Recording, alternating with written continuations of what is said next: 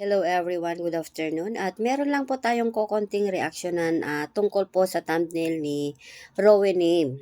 Ito daw po ay hindi sang-ayon ang kalingap sa ginagawa ni Hasa. So paano mo masabi, Rowenim, na hindi sang-ayon ang kalingap sa ginagawa ni Hasa? Meron bang nabanggit si Kuya Bal sa kanyang live na hindi siya sang-ayon sa ginagawa ni Hasa o kundi ikaw lang yung gumagawa ng kwento mo dahil unti-unti nalalaman yung kasinungalingan mo? Diba? Bakit kasi di mo na lang aminin dyan sa live mo na meron kang kinalaman sa pagkuha mo kay Rina? Dahil ikaw yung atat na hindi na makatulog, na kahit madaling araw, nagchat-chat ka pa rin kung nakuha na ba si Rina sa puder ng kalingap. Ang daming mga ebidensya, meron din akong hawak, meron din hawak yung mga sponsor na tinatawagan mo. Hindi lang iisa ang meron conversation at hindi lang isa ang meron nakahawak sa mga ebidensya na yan. Tapos sasabihin mo di sang-ayon ang kalingap sa ginagawa ni Hasa.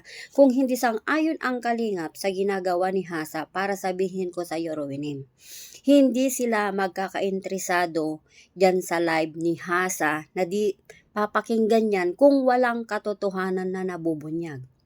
Ang tanong, ikaw, nireaksyonan ka na ba ni Kuya Bal sa mga live mo? Hindi, di ba? Dahil nakikita nila doon sa isa na meron kabuluhan. Hindi katulad mo dyan sa live mo na walang silbi. Walang katuturan. Nakakaantok na live yung ginagawa mo, Rowenim. Dahil yung live mo puro kasinungalingan, puro na lang katarantaduhan. Papaano magkakaroon ang interes ng isang tao na makikinig dyan sa live mo kung yung mga live mo, hindi mo ma-explain kung ano yung nilalaman? Ha? Nag-isip-isip ka na ba dyan, Rowenim? Dyan sa mga sinasabi mo? Dyan sa live mo? Hindi. Ni isa hindi mo ma-explain kung ano yung mga nangyayari. Ni minsan hindi mo ma-accept sa sarili mo na isa ka sa dahilan kung bakit nakuha si Rina sa kalingap. Dahil ikaw mismo ang nag-uutos. Tapos sasabihin mong hindi sang-ayon ang kalingap sa ginagawa ni Hasa. Hindi magkakainteresado ang isang tao na makikinig sa isang live kung walang katotohanan. At hindi ito interesado.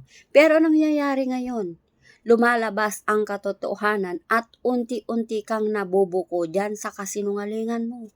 Kaya todo hugas kamay ka. Bakit isang araw makakapag-deny ka pa ba? Pag nandyan yung pangalan mo, nandyan yung mga usapan nyo.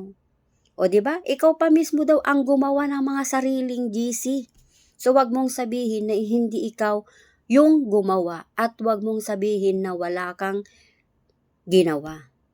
Ang ano lang naman ang dali lang naman aminin, yes guys, isa ako sa dahilan kung bakit nakuha si Rina sa kalingap.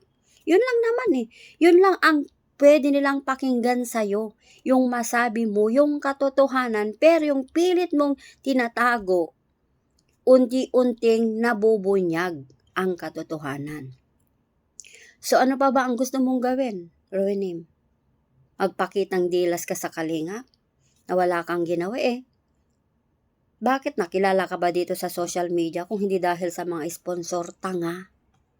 Kaya ang bobo mo talaga, kahit kailan, walang laman talaga yung utak mo. Tingnan mo, gagawa ka naman ng issue. Ang kalingap, sasabihin mo naman. Ha? Tanga ka, sabihin mo na lang dyan sa live mo, ako guys, wag yun ang pakinggan kasi isa akong tanga. Yun ang gawin mo, bobo. Yan guys, konting reaction lang po tayo sa ating live, sa ating video na sinasabi po ni Rowenim na walang katotohanan daw yung mga nangyayari. So, pakinggan nyo guys yung live niya. Maaantok kayo. Walang silbi. Yan yung sinasabing walang silbi mag-live kasi guys, nakatago yung mukha, takot sa sarili niyang panty at sa sarili niyang katawan. Yan guys, bye-bye po sa inyong lahat. Maraming salamat po sa pagkikinig ng video na ito.